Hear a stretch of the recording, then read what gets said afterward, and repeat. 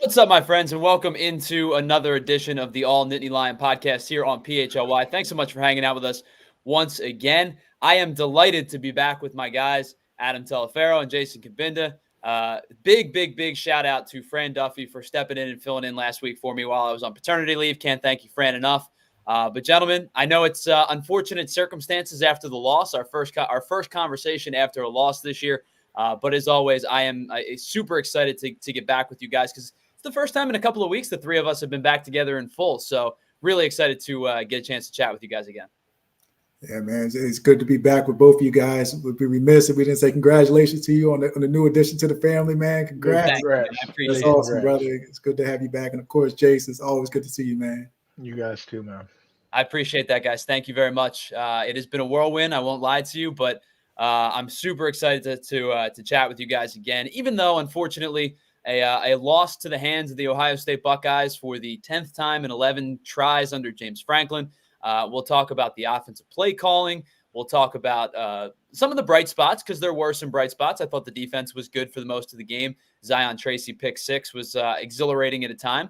We'll dive deep into the Washington preview as well as the Nittany Lions look to kind of turn the page to take on Washington. But let's start with the loss to Ohio State. So Penn State loses this one 20-13 to the Buckeyes. They fall from number 3 in the rankings to number 6. So not a terrible landslide fall for Penn State. Kind of expected with two good teams and a relatively close football game. But guys, I feel like to me, this one kind of like it felt like it grinded my gears a little bit because there were opportunities, and I think there were plenty of opportunities for Penn State to walk out of this one with a victory. It was a close game. Obviously, the pick six was felt to me like it could have been a momentum shifter. Unfortunately, it was not. The offense only scores 6 total points in the game. We'll break it all down. But your guys' thoughts just overall as we get started here. This one felt like a very winnable game for Penn State this past weekend.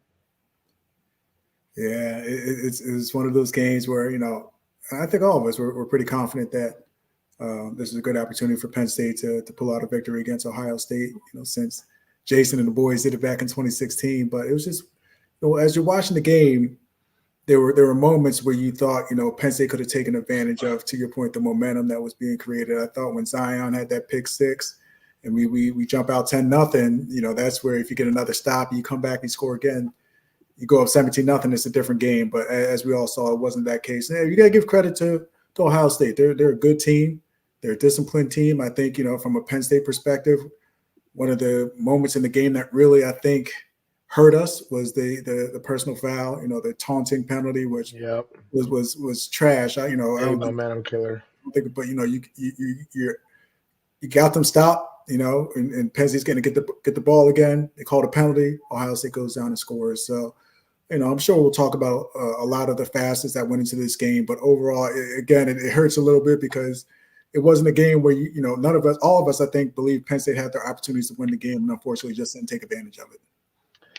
Yeah, I mean, there were just 3 or 4 critical moments. I mean, you hit on them. That taunting penalty being one of them. The overturned call turned into interception. Going into half. That 4th and 1 where I don't know, it was 4th and 1 or 4th and 3. That Abdul basically had him in the backfield, and then it's a tipped pass, and barely catch it. They get a first down. Play. There were just 3, like I said, there was just 3 or 4 play, and then the goal line. Not 4 plays. We don't attempt to get Tyler the ball, or at least have the ball in Tyler's hand 1 out of those 4 times. I don't think there's an excuse for that. I got to call spade for spade, and I think that's why this game hurts so much, because this game was really so winnable. And I mean, as a credit to Ohio State, it is a credit as to maybe why we didn't, fall much in terms of the AP poll. But man, it would have been great to get out of this win. And at the end of the day, I think you got to drown this out with positivity and understand that. Look, we have the whole season ahead of us. At the end of the day, still, everything's within our grasp. Maybe not the Big Ten championship, but everything is within our grasp. And if we go and win a national championship, I promise you nobody's going to be talking about that Ohio State loss. So obviously with the 12-team playoffs now, there's no team is buried by any stretch of the imagination with a loss. There's teams with 2 losses that feel like they could still be competitive in the the playoff and the playoff contention. So I don't think that this is worrisome past the one loss factor, worrisome past the things to clean up factor.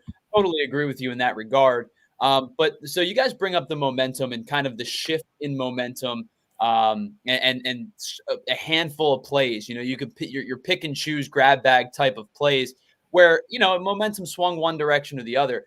The one that I laid out was after they go up 10-0, right? So they go up, they kick the opening drive, goes 14 plays, it goes 61 yards. They chew up 8 minutes of game clock. And yeah, they came away with 3. It would have been lovely to come away with 7, but they put up points on their opening drive and it felt like they were marching and chewing up clock, and it felt like the offense had the Ohio State defense on their heels. It felt like a very successful opening drive. Zion Tracy gets the pick 6. They're up 10-0 after 10 minutes. The next 2 Penn State drives go for 6 plays and 8 yards. The following 2, which are the final 2 in the first half, result in a punt and an interception in the end zone. Even though you give up the touchdown and it's 10-7, you still have the lead. You still have the football. You still feel like you have momentum with your home crowd. And the next 2 drives result in consecutive 3-and-outs and 8 yards of total offense. Right there, to me, it felt like you left the door open for Ohio State, even if it was just a crack after the pick 6, and they busted the door wide open and kept themselves in the game, kept themselves within striking distance. And it's too good of a football team to allow them to be able to feel like they still have an opportunity. And I know it's early. Every team has opportunities late in the first quarter, in the second quarter, the first half. But there felt like a momentum shift that was lost because of the fact that your next 2 offensive possessions were 3-and-out and 3-and-out. Yeah, I mean, I think looking back on it, to your point, the door was open a couple of times. The one thing that was, we're coming off last week's game. Bo had, filled in fantastic for Drew. And I felt like they were trying to work him in a little bit early in the game, but I would have loved to just seen Drew I know hindsight's 20/20, but let Drew try to get into the flow of the game. I felt like we were getting a little too, I don't know if cute is the right word, but, just let the offense flow through Drew and see what happens. If we're going to put Bo in, I'd rather give him a series, having him come in for one play and run out. It's worked, but, that's a personal preference. And I always say Coach K will forget more about offensive football than I'll ever know. But just as a fan, I would have loved to have seen, just let as they say, let Drew cook. And because I feel like the flow of the offense was getting thrown off a little bit by trying to really work him in. But again, it's hard to put into words because it's just like, man, and Jason hit on it, especially those red zone, opportunities.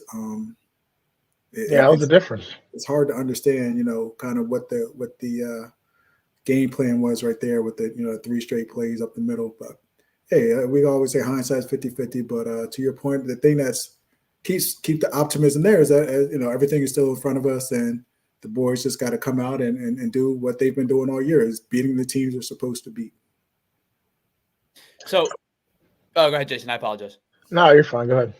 So you guys, Adam, you brought up the red zone opportunities. Jason, you brought up the red zone opportunities. We're talking about those 3 straight plays with, late in the fourth quarter where it's K-Tron run, K-Tron run, K-Tron run, and then an incomplete pass. So I have two shots for you guys really quickly, 2 screenshots. But before we get to those, that drive, right? Tyler Warren goes for 33 yards. They get the ball down to the Ohio State 3. It's their best opportunity to tie the football game up. It's 20-13. You're still very much alive. And here's the sequence that happened. K-Tron Allen, 0 yards on first down. Second down, K-Tron Allen, 1 yard to the 2. Third down, K-Tron Allen, 1 yard to the 1. And then the incomplete pass on fourth down. I don't know how you guys feel about the sequencing. I don't necessarily have any issue with you putting the ball in your bruising back's hands, who time and time again has shown you he can score pretty effectively down at the goal line the way that K-Tron Allen has for a majority of the season. But Adam, you brought it up, basically felt like it was 3 consecutive plays where it was maybe 3 of the same exact plays where Vega is the pulling extra lineman, comes in motion. And they smash it up the middle 3 straight times. Ohio State, credit to them, they made 3 consecutive stops. But all of the sudden, Andy Kotelnicki, who has done a tremendous job of being unpredictable and throwing little wrinkles in, felt to me like he ran the same play 3 consecutive times. I just feel like it was a mindset, bro. Like, and we juggle this, whether you should have ran twice, then play action or whatever. Like, run 4 times. Like, I wouldn't have cared if you ran it 4 times. I really wouldn't have cared. My biggest issue with that entire goal line is, like, imagine if in 2016 we had a drive from the 3 or the 4 yard line. We have 4 plays and we don't give 2-6 the ball once. Yeah. That's how I look at it. 4-4 is your best player, period of story. That's the best player on your football team. He's got to touch the ball once. You've done plenty of, we saw him diving the end zone from one of the 2 yard line and the Wildcat quarterback package, like something. So I'll say that. But to me, like, that's a mindset play. Like, that's a mentality play. Like, that's 4 yards for your season. You gotta believe that your O-line can get you that from the 1 yard line, that you guys can get in the end zone. So I wouldn't have minded if it was 4 runs in a row. I just felt like we had more dog in us than what I saw in terms of the push up front. Yeah. And, I was, as we were like, I'm sitting there on the couch and I'm watching, I'm like, man, I was thinking back to last year when they would line up in that T formation. Like, put Singleton back there, put Katron and put Warren, put them all 3 and let Warren, take the snap and make, give the defense something to think about. I felt like, Ohio State knew what was coming. They stacked up the line. They were ready, and it was man on man. And they, to your point, Jason, they bowed up. Yeah. And we saw what the outcome was. I'm curious. I know that there's a lot of contention over the Mike Yurcich offense from a season ago, but I thought the one package that was fairly successful when they utilized it. Now it's a little bit different with it just being Tyler Warren, no Theo Johnson this year, obviously in the NFL. But the sub package of what felt like it was almost a full house package where you had an H-back in the backfield and 2 running backs, and they all kind of lined up, perpendicular to each other, or parallel to each other, I should say. And it felt like there was multiplicity to it. It felt like there were options to it. In that regard, if you guys kind of remember the formation I'm talking about, in that regard, would that kind of a setup where there was kind of optionality to it, would that have felt a little bit more palatable if they would have tried some different stuff? And I know, Jason, you said you're cool if you run the ball 4 straight times, but maybe a different look, maybe a different wrinkle in that goal line set? Yeah, those plays definitely felt pretty straightforward. I can't lie to you, but, like, that's kind of why I liked them, though, because it was like, hey, F you, we're right here, we're better than you. You basically knowing it's a dive and it's going straight at you. Like, it was a you can't stop us mentality. But it's like, when you do that, you gotta execute. You gotta bring it. That's why I said, like, I'm cool with the mentality. I really am. From the 3 yard line, and you have belief in your O-line, you have belief in the push, you have belief in the guys knowing that they're playing not just for their season, but for a rep and an organization and to do something big for the program. Like, I'm all about it. But I hear that 100% in terms of, varying the type of runs, instead of going zone or goal line, having, some type of gimmicky gap scheme or whatever, which they've done. And out of that set, they've run a lot of stutter and counter out of those sets, which I've loved. They've run that really well, actually. But I don't know. You just got to get it done. Got to find a way. And I think for me, the thing that was kind of like salt in the wound was, okay, they stopped the goal line. Then Ohio State has the ball on the goal line. They got to get it out or we're going to get the ball back. And they did what we wanted to do. They lined up and said, hey, we're going to run straight at you. And they ran straight at us and ran out the clock. I'm like, man, that's what we needed, And it just was like, man, it hit me in my chest because we, just the way that Ohio State was able to do what we were hoping to do, when we were down there on the goal line, and they won a game. Hey, like I said, they're a good team. And the thing I liked about the players after the game was like, hey, I think it was Abdul, I don't know who it was like, hopefully we see these guys again. And that's the beauty of this system that we're in now, is that you may get another bite at the apple. So one last piece of conversation on that specific goal line stop from Ohio State or lack of scoring from Penn State. And Adam, I'm going to apologize in advance because the only way I could fit this screenshot into our frame today, it's just going to cut your head off entirely, and me and Jason are going to have a half of it. But here's two screenshots. This is how they lined up on fourth down. This was just right prior to the snap. Vega goes in motion. And this is how they lined up prior to the snap. And obviously, like I said, Vega comes in motion. It looks like Tyler Warren is going the other way. I don't know if they're trying to get a rub route or a pick route there with Amari Evans. But excuse me, that's is that 6? I can't tell. That's Wallace. Yeah, right. Correct. It's Wallace. I apologize. I don't know if they're trying to get a rub route with Tyler Warren and Wallace. But the thing that I noticed was this is so compact. You've got all 22 guys in this little frame here. And even with the motion, with Vega's motion and Warren looked like he's trying to get to the outside, it felt like everything was so compact and so tight. Throwing windows were going to be difficult to navigate for Drew Allar to begin with. And here's the second one. This is as he gets rid of the football. This is what Drew Allar had to look at as he got rid of the football. Looks like maybe Singleton for a split second has the inside seam in the middle of the field, which is where he ends up going with the football. But Jason, to your point about Tyler Warren, he looks like he's standing there at the pylon. His route was seemingly an out route, but it didn't look like it really developed into anything. Your best player is away from the ball, kind of a non-factor. Your running back is double covered. Your playmaking running back is double covered, and there's no creation of separation from any of the other receivers in the end zone whatsoever. So I don't know if that is a play design fail. I don't know if that's a route design fail. I don't know if that's just Ohio State had it scouted well and played well, and maybe it is just a tip of the cap to them. Maybe it's a combination of all of those things. But I saw those two particular shots side by side, and I was kind of in awe of how that play developed, or potentially maybe didn't develop on fourth down. Yeah, on that specific play, that outside receiver is supposed to really make sure he rubs Tyler Warren's defender by taking an outside release. And he still takes an outside release, but he runs his route almost solely to win his own route instead of there's a certain type of clock that goes off in your head as a player when you go off. So, like, as he's outside releasing, you're kind of supposed to have an idea of the spacing of where that defender is to either slow yourself down or speed yourself up in your route so that there's going to be some type of collision or some type of rub. And that just doesn't happen. That's the reason why Tyler Warren's defender is able to attach to him so easily.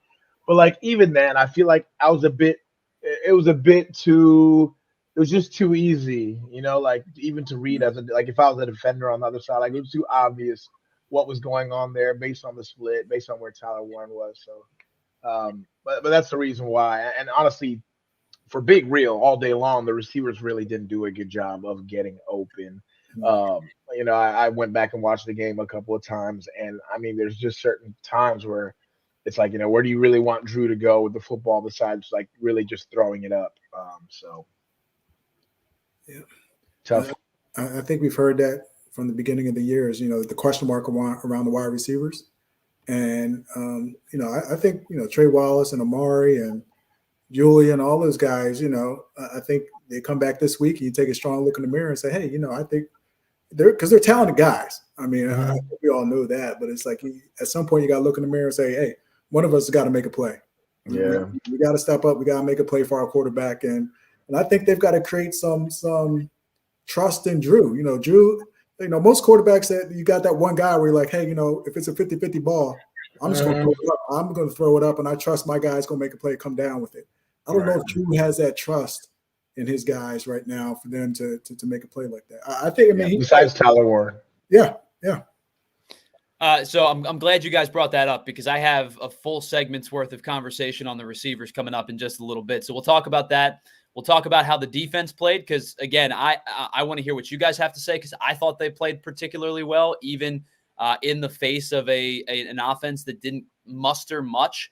And they were on the field a lot. Ohio State controlled tempo and controlled the clock for a good bit. So we'll talk about that. We'll preview Washington as we end the show. But first, we got a couple of bills to pay. So why don't I tell you about our friends over at Shady Rays? Yes, I've been telling you about Shady Rays for quite some time now because they are incredible sunglasses. I have them sitting just off to the side of me here. I used to go with another company, and they're good. They do a tremendous job. But what I love about Shady Rays is the durability, the lenses, the fact that I can get a pair of sunglasses in just about any shape, style, color combination that I could ask for. The other company was good. Shady Rays is excellent. And that's why over 300,000 people have rated Shady Rays 5 stars. The durable frames, the crystal clear optics, and you're going to get the best choice for you for all of your outdoor adventures. I know that the sun is setting at 2:00 in the afternoon now because of daylight savings time, but if you need your sunglasses for your next game, your next hike, your next outdoor activity, I can't recommend Shady Rays enough. And if your sunglasses ever go missing or they take an unexpected hit, don't worry about it because Shady Rays has the best protection in all of eyewear. Every pair is backed by a lost or broken replacement guarantee. And guess what? If you don't love your shades, if you're shopping online, sometimes you see your sunglasses and you like the way they look online, but you get them, they don't fit your face right. You don't like the color scheme just right. Maybe you wanted a different pair of lenses. The optics are a little bit off. You can return them or exchange them worry-free for 30 days. So that means you can put them on, take them out, get a feel for them, and not have to worry about how they're going to feel. If you don't like them, send them on back, get a new pair, or get a return for the first 30 days. And exclusively for our listeners, Shady Rays is giving out the best deal of the season. Head on over to shadyrays.com and use code PHLY for 35% off polarized sunglasses. Holiday season is right around the corner. If you're like me and you're always looking for a new pair of sunglasses, I can't recommend Shady Rays enough. And try for yourself the shades that are rated 5 stars by over 300,000 people, myself included. Now, we go from something I know a lot about in sunglasses to something I know absolutely nothing about, and that is home repair. I unclogged the drain the other day, and I felt like that was a win for me because I don't know how to do anything. So if you're like me, and you're a little incapable of being handy around the house, Ace Hardware Home Services have you covered. Because if you've got a leaky pipe, air conditioning issues, maybe you've had a faucet. I have a faucet problem going on right now. I don't know how to fix it. So I have to call the landlord to get it fixed. If I knew what I was doing, I would do it. But if you need somebody to give you a little extra hand, Ace Hardware Home Services are the people to go to because they're not just the helpful hardware folks. They're also the helpful home service and repair folks. So they'll help you from plumbing, heating, cooling, anything that you need around your house. They've got the trusted pros to keep your home humming all year long. So visit Ace Hardware Home Services online at www.acehardwarehomeservices.com to get started on your next project. All right, guys, you brought up the wide receivers, so I think it may be a good natural transition before we talk about the defense to discuss the wide receiver group.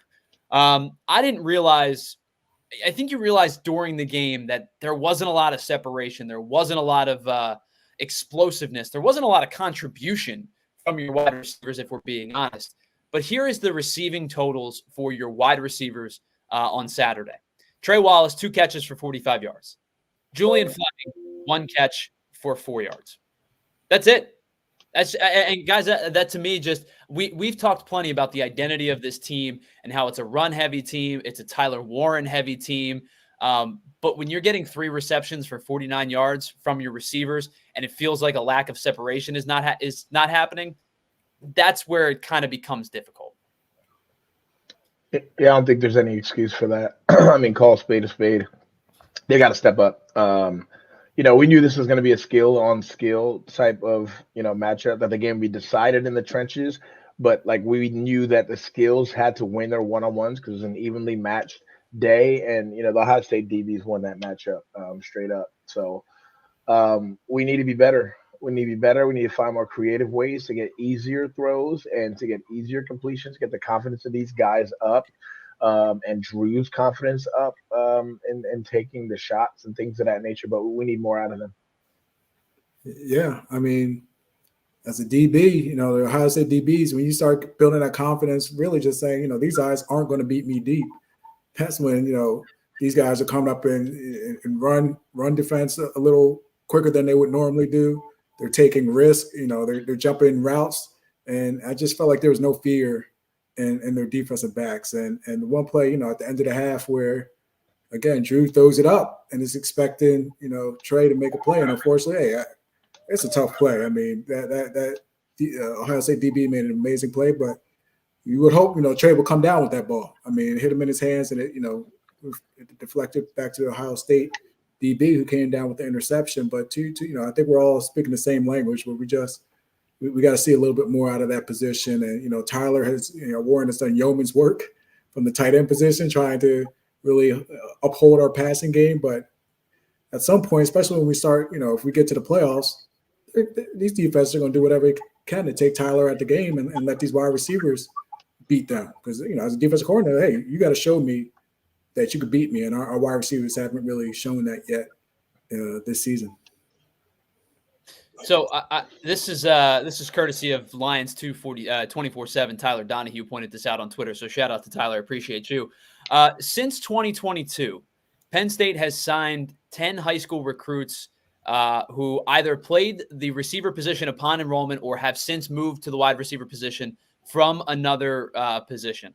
Amari Evans leads that group of 10 receivers with 385 career yards. No one else has reached the 80-yard mark. So the productivity from the receiving group as a whole, whether it be via the transfer portal, as in a Julian Fleming, or the players that they have tried to, have recruited and tried to develop, it has been less than stellar. To say the fact that only one receiver has plus, triple-digit yardage since 2022. You're never going to hit on every recruit you ever bring up because you guys have talked about it before. Sometimes a 1-star outplays a 5-star, and sometimes a 5-star isn't the guy that we thought he was coming out of high school, and sometimes a 1-star ends up going to the NFL and making it big and being a productive, 10-year plus pro. The recruiting system is a flawed system. You're grading, kids and, playing at the high school level. So I understand that it can be a difficult, field to maneuver in totality, but 10 receivers and only one of them has cracked triple digits in a 3-year span. That does bring up cause for concern. Yeah, for sure. And I think that's where NIL, needs to play a part. Let's be real, man. This is pro football now. Like, we need to go get a guy. We need to go get a guy, not developmental guys, not guy we feel like, oh, potential is this and that. Like, no, a guy where like only we can F this up. That's the type of guy we need to go and get. And whether that's via transfer portal, whether that's via Penn State coming out some dollars and NIL and getting that done, it needs to get done. It needs to be addressed. It was an off-season concern. It didn't get addressed. And, now we're seeing kind of the ramifications of that play out in real time. Yeah, I think Jason said exactly what I was about to say. And, we all spent some time with Coach Franklin over the summer, whether it's NIL events or alumni fundraisers. And that was the first thing Coach Franklin would say is like, hey, if you would expect us to compete with the Michigans, the Ohio States, the Oregons of the world, we got to be able to compete off the field. And we talk about off the field, that's NIL funding. And if you look, I mean, it's out there. I don't know the exact numbers, but some of these schools are outspending Penn State 2-1, 3-1.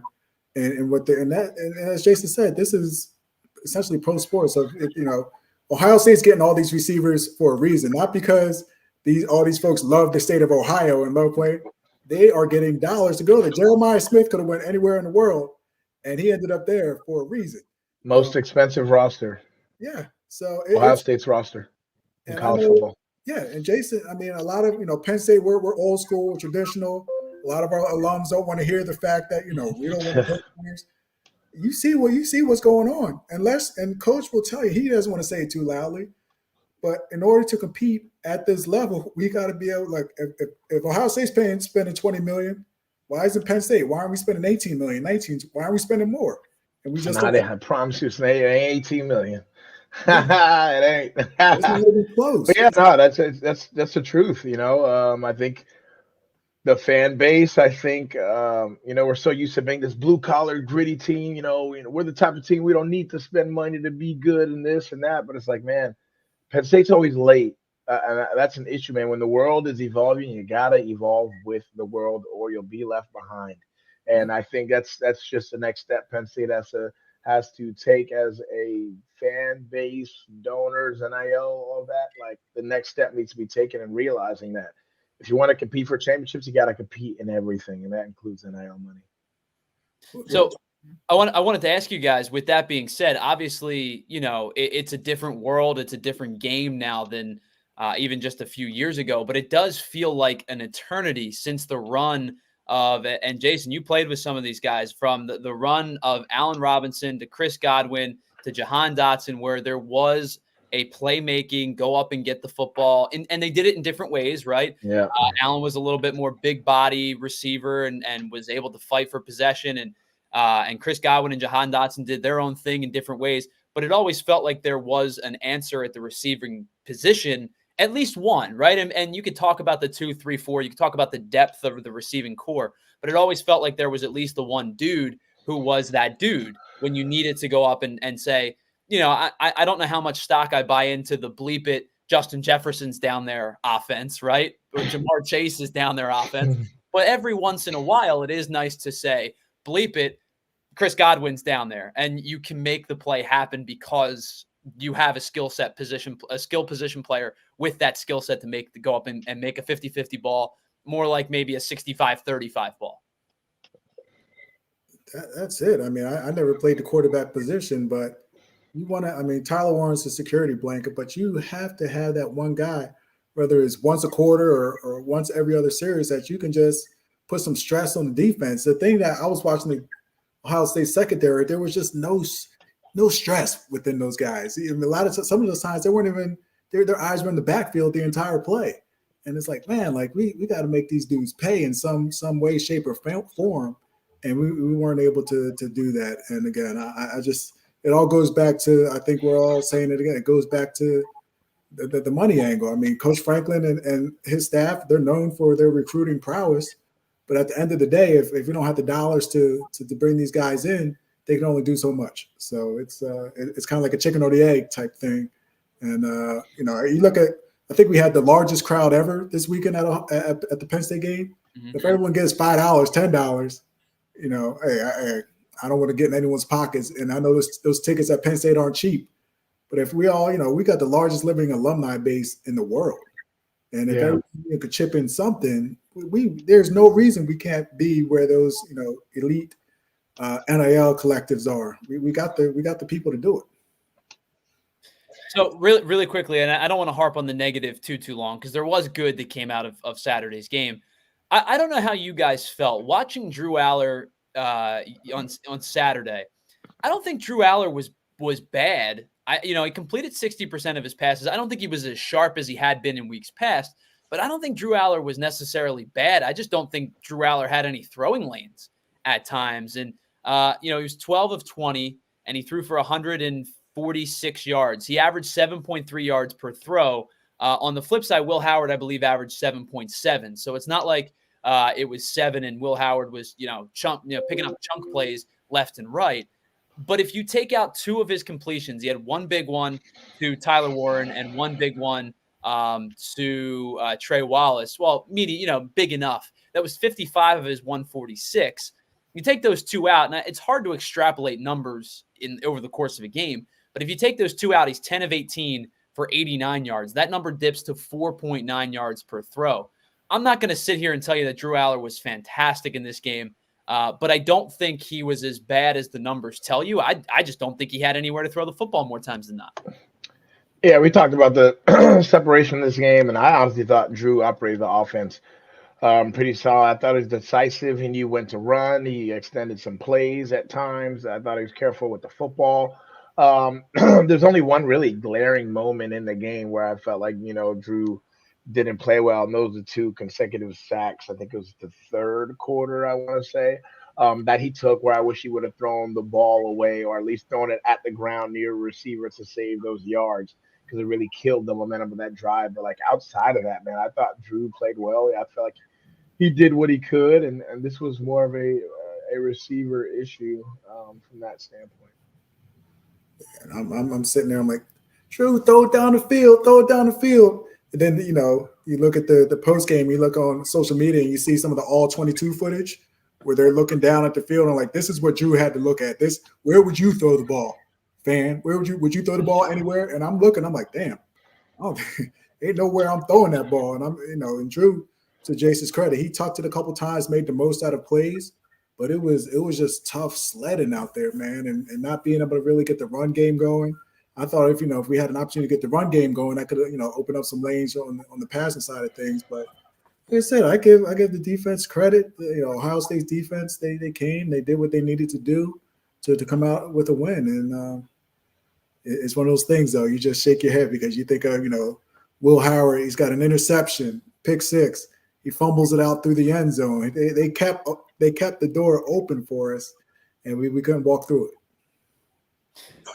All right, guys. Well, we'll talk about that defense because I thought, again, second half defense was tremendous. Holds Ohio State to just 6 offensive points in the second half. So we'll talk more about that. We'll start to preview the Washington Huskies coming into town for the whiteout for 2024. So we'll do that in just a second. But before we do that, let us get into tell you about some more of our friends. And that's one of our friends is Empire Today. You know the jingle. You've known the phone number for a long time now. But do you know about the quality and shop-at-home experience that you're going to get with Empire? Because they do give you the shop-at-home convenience. They'll give you the right products for your needs. They will give you professional and quick installation and a price match guarantee. Empire is the best place to get new flooring. Listen, there's a ton of flooring companies out there, but what they offer is they're just going to say, hey, let's get your money. Get in, speed, get it done, and we don't really care what the product looked like.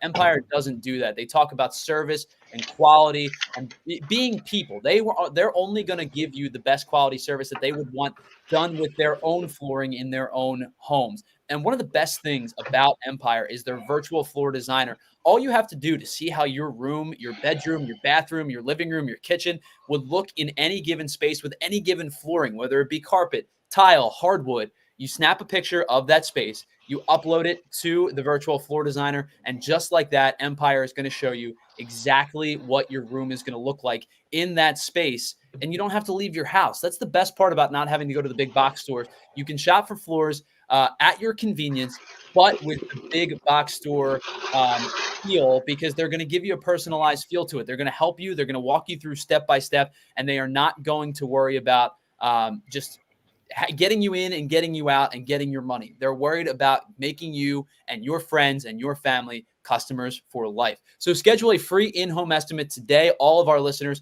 will receive a $350 off credit when you use the promo code PHLY. Restrictions do apply. See empiretoday.com/PHLY for more details. And if you're looking for details matter when it comes to storytelling. And we have some of the best storytellers at PHLY.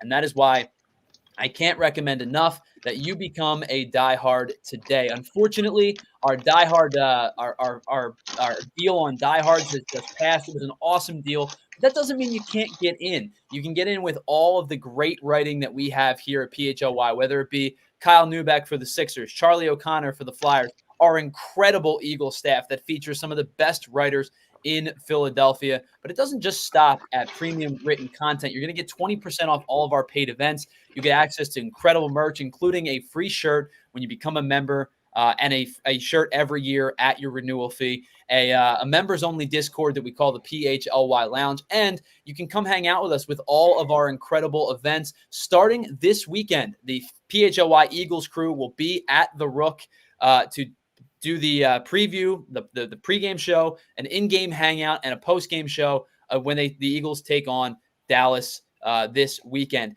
$15 tickets, so right there, 20% off, saves you $3. I know $3, but in this economy, you never know, right? Take $3 off. You get $3 off your ticket. You'll also get Coors Light pitcher and a raffle entry, and of course, stick around for the post-game show. That's just some of the amazing things that we have to offer here at PHLY when you become a diehard. So head on over to allphly.com, click on the diehard tab, sign up today. You'll get a free t-shirt. You'll get access to all these events and incredible written content from all of our amazing crew here at PHLY. All right, guys, let's talk about some positives, or at least what I felt to be positives. I'm curious your guys' thoughts on this one. Penn State does lose 20-13, but their defense, for the most part, was relatively good. They held a pretty high-octane Ohio State offense and a really, really good running back tandem in Quinshon Judkins and Travion Henderson to just 20 points. Now, the running game was successful for Ohio State. They ran for 146 yards as a team, but Penn State, as it typically tends to do in the second half, really did a good job of limiting the damage. There was a bend, don't break feel to this defense. They give up a field goal in the first drive. It's an extended drive. It's 8 plays, 45 yards. They hold them to 3 points. A 3-and-out punt on Ohio State's second drive. And then on the third drive, it went 12 plays. Yes, it went 64 yards, but they held them to a field goal when they needed to hold them to a field goal the most. So Penn State's defense gives up 20 points in this one. And there were some sustained drives. In the last drive of the game, unfortunately, not able to get a stop. Ohio State bleeds the clock and they win the game. But I felt that for the most part, holding this Ohio State team to 20 points, you should feel pretty good if your defense holds a top 5 opponent to 20 points in any given circumstance. Yeah, I mean, I think, from a defensive perspective, they played good enough for Penn State to win that game. They kept us in the game. I mean, you look at it. I think Chip Kelly was scheming us up a little bit in that first quarter because I haven't seen many wide receivers running wide open against Penn State. But this game early on, there was a couple guys who were just running wide open. But to your point, I think they pulled it together and really held it. I was worried about Jeremiah Smith. We spoke about it last week, and I don't, Jeremiah had a couple catches, but I don't think he did much damage. So I'm proud of the way that the guys played. They kept us in, and that's from a defensive perspective, where we played against a team like Ohio State with all those weapons. All you can ask for them is to keep us in the game. And if you would have told me, we held them to 20 points, I'm like, you know what? Penn State's got a good shot of winning if we hold Ohio State to 20 points. And really, like I said, the one play that just keeps coming to mind is when we had them 3-and-out, and we got the taunting penalty. They get the first down. They come back, drive, and score. And that one, I think, is just such a tough sequence of plays that really, kept the momentum on Ohio State's side. Yeah, it was only a few moments I felt somewhat disappointed with the defense. The 4-minute drive at the end, you just can't let an offense win the game like that and seal it. You got to find a way to get the ball back to our guys at home with the home crowd to your advantage. Things of that nature. That was disappointing. The taunting penalty as well, and letting it, take the juice out of us as a defense, I felt like was not good and mature of us mentality-wise. And then really that 4th and 1, 4th and 3 play that I talked about, you wish Abdul can get him down. If Dom DeLuca would just looked at that receiver and just kept widening as the quarterback was getting wider and wider, he could have tipped that ball. And then the two DBs were kind of in no man's land and weren't able to make a play, even though he's kind of juggling that ball, and they weren't able to get that ball out. So, besides those plays, I thought we played pretty well. Abdul had a big game. He even had probably 2 more sacks he probably could have added onto his resume on that game. But too much push up front. I didn't feel like we took advantage of the O-line injuries the way I thought that we would. I felt like we should have had that advantage. Denai ended up playing. So we had Denai and Abdul both out there. I don't feel like we took advantage of those matchups as much as we could have. And I felt like guys like Zane Duran, Alonzo Ford, I don't feel like they showed up in the way that they have in games past. Yeah. So I'm curious your guys' thoughts because Jason, you bring up the offensive line injuries and depth concerns for Ohio State. I believe they were on a third string left tackle in this one. Yeah, they moved the guard out to tackle. They battled through a first injury, and then like you said, moved a guard out to tackle. I think that there is a tip of the cap to those guys for rallying and playing well under the circumstances. It's a difficult scenario for any team to have to maneuver their offensive line around in any capacity, but to already be down your starter, to be down your backup, to move a guard to tackle, to basically be filling in 2 positions on the their left side, Penn State's right edge side. On top, that in and of itself is a difficult enough task, but to then say, oh yeah, by the way, here's Abdul Carter, have fun. That's, I think there is a moment of respect, a moment of tip the cap to the left side of the Ohio State offensive line for playing a pretty decent game in the face of all of that adversity. Yeah, you got to give credit to those guys. There's no doubt about that. They have those guys ready and prepared. That's a lot of adjusting for a position that takes a ton of chemistry normally and a ton of reps together in order to play well as a unit. So to be able to have guys fill in like that, that's no easy task, especially to do it in one of your biggest games of the year, in a top 5 matchup on the road in a tough environment, one of the hardest in college football. kudos to them. That's a matchup that we should have taken advantage of in that game. And to be honest, that we didn't. I'm gonna put my fan hat on real quick because you're watching. I was kind of focusing on Abdul, and he was coming off that edge, man, and that left tackle, he was putting some hands on him. There's a couple times you're like, man. I mean, I know, hey, we all say they can call holding every play if they wanted to, but a couple of those calls, man, and coach, there's those 50-50 calls throughout the game, whether it's at the taunting penalty, or the play. I thought a huge play was when Ohio State wide receiver catches the ball, takes a step, they call it incomplete. Clear football action. Thought it was some football action. It was a fumble. I thought that would have been a huge momentum shift.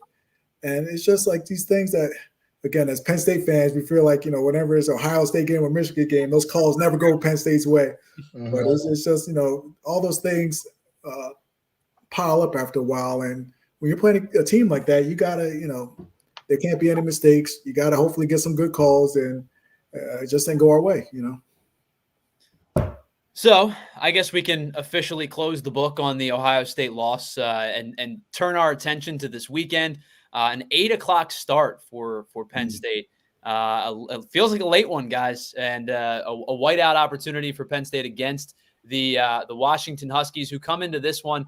It's a strange Washington team because they've beaten USC. They've also beaten Michigan, and then they lose to Rutgers and they get crushed by Iowa and Indiana. Now, Indiana is crushing everybody, and I know. We talk about Indiana a lot, and we go, okay, when's the other shoe going to drop? When do they play a team that kind of matches them in terms of pace? And they just keep rolling. So they're just a really good football team right now. But this is an interesting Washington team. They're 5-4, 3-3 in the Big Ten.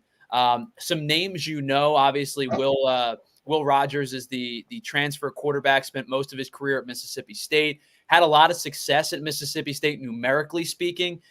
2 seasons of at least 3,900 passing yards, 2 seasons of 30 touchdowns or more. And in this season, guys, he's protecting the football. 71% completion percentage is the second highest of his collegiate career. He's also 5th in terms of completion percentage across college football. One of the 4 quarterbacks that's ahead of him is Drew Allar. But he's done a good job of not making mistakes, not turning the football over, and playing complementary football to who I believe to be their best player in Jonah Coleman. Yeah, I was gonna say this is a solid team, and provide a little bit more context to that. Like that Rutgers game, they're missing the critical mistakes on the field goal unit, whether it's botched snaps, blocked field goals. I've seen 3 straight misses in one game. They should have easily beat Rutgers. They lose by 3 because they missed 3 field goals. Then they missed 2 more field goals. In which game was it? It was the Michigan game. They've got special teams issues, but they've got a good offense. Coleman, their running back, he's a solid, your typical Washington running back that's just a really good back. Will Rogers is a solid quarterback, and he's got some feet too. He can run the ball. They got a good red zone receiver in Boston. He was 6'3" possession guy. They've got a lot of pieces. And I'll say this. The run defense of this Washington team has not looked good. But on the flip side, their pass defense has been one of the top in the Big Ten. So, they have their clear weaknesses. I think this is a team where it's clear to know who they are. You just don't know who's going to show up. They probably win 2 more games if they shored up just their field goal unit alone. So, this can easily be a 2-loss team right now. So, I don't think it's a team that we can take lightly at all. I think it should be a really, really good game and a really dope environment. Yeah, I think you all hit the nail on the head. And Coleman is someone that's really impressed me. Out of the 9 games, he's gone over 100 yards, 5 of those games. And, you better put a hat on him because he's going to run through some arm tackles. And going back to that Rutgers game, I'm like, man, Washington had no business losing that game. Yeah. Rogers threw for over 300 yards. Coleman went for 148. And you look at the stats, you're like, how the hell did they lose this game? But to your point, special teams was a dagger. Special teams killed them. So this is a team that's going to come in. They're going to be hyped up. It's going to be a lot of these guys, their first time playing in Beaver Stadium and the whiteout. They're going to be hyped up. So our boys better, wipe that loss, that Ohio State loss, and come back ready to play, knowing that, hey, we've got a lot to play for, and let's come out and put the pedal to the gas from the first, from the kickoff. Yeah, so you bring up Coleman, right? I was trying to dive deeper into his numbers because you bring up Adam the arm tackles. He breaks through a lot of tackles. He is among the league leaders in both broken tackles and yards after contact. And one of the few guys that's ahead of him is a guy we've highlighted a billion times on this show. It's Ashton Genty, who is just he's playing college football 25 on freshman Rookie mode. But Coleman has been sensational. As you brought up some of the numbers, the 100-yard games. I think he's closing in on 900 rushing yards already this year. He's already broken a career personal best in terms of rushing yards. He has 7 touchdowns. He's good out of the backfield. It really is a which of these teams are going to show up. I'm curious, guys. Now, you brought up the special teams miscues. The other miscues that I was looking into was they are a penalty-laden team. They've committed 63 penalties this year for over 550 penalty yards. I believe they're in the bottom 15 across college football in terms of penalties. So you talk about a team that has a bunch of talent and a bunch of really good skill position players and a quarterback that's, mature and been there. He's a vet. He's been there before. Also a team that seems to really shoot themselves in the foot. And maybe that's why, as you said, Jason, they're not a 2-loss team, and instead they are a 4-loss team. Yeah, I didn't realize the penalties was as bad as that. Going through the games, I noticed that they were catching a ton of bad breaks with penalties, but I didn't realize it was to that extent that they're top 15. And I mean, that's not traditional out of a Washington team. I mean, Washington's normally a pretty disciplined team. Like if there was one team coming from the Pac-12 that I thought would make a very smooth transition to the Big Ten, I thought that Washington's brand of football was built best for our conference. So I mean, we talk about it all the time, the turnover game and the turnover battle and the penalty battle, like those are huge, man. Winning those two, like winning the turnover and the penalty battle, I think it's like an 87% chance that you win the football game. So, that hurts you as a football team in terms of, playing winning football. And the thing that, folks should remember is this Washington team, it's a ton of guys on this team that have won a lot of games. They played in the college, playoff. They know what it takes to play a winning brand of football. And to your point, they just haven't put a full game together this year. And I just think this moment this week is not going to be too big for them. And they're going to come in and they're going to give, Penn State everything that they can handle. And if Penn State plays their game, and if we stay away from penalties, I think our boys will be just all right. Yeah. So I almost feel like I sound like a broken record saying this like 5 times in the last 6 weeks, but you brought up the run game defensive woes for Washington. Is this just another game? And maybe it covers up the wide receiver conversation we had earlier. Is this just another game where it's heavy dose of Tyler Warren in the passing game, and then it's a mix of Singleton and Catron out of the backfield, and you chop off the clock a little bit, and you just kind of roll with what works for you?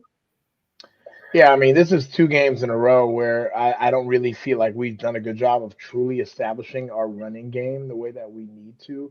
So I think this is a heavy dose of Catron and Nick and get them going good and early. Just not only for this game specifically and the fact that that's a weakness of Washington's, but also just to reinforce the mentality and the identity of this offense, because, man, that's where it starts. In our run game and up front and pushing people off of the ball and creating running lanes for 2 really solid backs in this conference. Yeah, I would love nothing more, if we get the ball first, just to march the ball down the field and get in the end zone. I appreciate field goals, but if we can get to the end zone and come back, stop them again, I just feel like let's build some momentum, man. Let's get this season back on track. And I love that. I love the way that the schedule, looks for the rest of the season. But this is where it starts. It starts here with Washington, and you just stack wins for the rest of the year and see what happens. But we'll see what tonight's gonna be a big night for us. Looking with the college football playoff rankings coming out tonight, it'll be interesting to see where our boys are at currently, and we'll go from there. So I'm glad you brought that up, Adam. And as we get out of here, I wanted to ask you guys because I think that we all still feel pretty good about this Penn State team despite the loss. Do you guys feel confident should they have to go on the road in the first round of the college football playoff? Do you feel confident in them being able to go on the road into a hostile environment and winning a first round game against a team of similar skill set and maybe just drew a higher seed. Maybe if Penn State's the 9 or the 10 and they draw the 8 or the 7. Do you guys feel confident about that being the case? Absolutely. I mean, we've already gone to Camp Randall at night and really pulled away with a really tough win with a ton of adversity. Went to USC on the road at the Coliseum, big environment, and went and took care of business all the way in overtime. So I don't think that traveling is going to be a concern of this team when it comes to playoff time. I love the fact of, hey, I would love to see Penn State have a home game in the playoffs, but there's something to be said, all of us that played, and when you go on the road, it's like it's us against the world, man. And there's no pressure. It's like, let's just let it roll. Let's let it hang out and let's just do our thing. So it's something that makes me feel a little more, it sounds crazy to say, but a little more comfortable going on the road because you play loose, you play free, and you let the chips fall where they may. And I think this team has already proven, to Jason's point, that they can go on the road in these tough environments and come out with a win. So we will next week we'll get into what happened in the Washington game. And as you guys mentioned, 3 games left on the schedule. Can't believe the season has gone this quickly. After Washington, they'll be at Purdue, at Minnesota, which could be a sneaky difficult game. Minnesota's played some good football as of late, and they'll wrap the season up at home against Maryland. So we'll be with you throughout the course of that into the Big Ten championship and, of course, into the college football and bowl playoff season. Guys, as always, it has been a blast. I can't thank you guys enough. I can't thank everybody who was in the chat, in the chat room, who was watching today's show. Can't thank all of you enough for joining us this week and every week. So for my partners, Adam Taliaferro and Jason Cabinda, I am Tyler Zulli saying thank you so much for hanging out with us each and every Tuesday. We'll be back next Tuesday at 4:00 to preview or to digest, I should say, Penn State and Washington, and of course to preview Penn State and Purdue. So we'll be back here at 4:00 right here on the All Nittany Lion Podcast on PHLY, and we hope to talk to you then. Have a good one. We all silly like the mayor.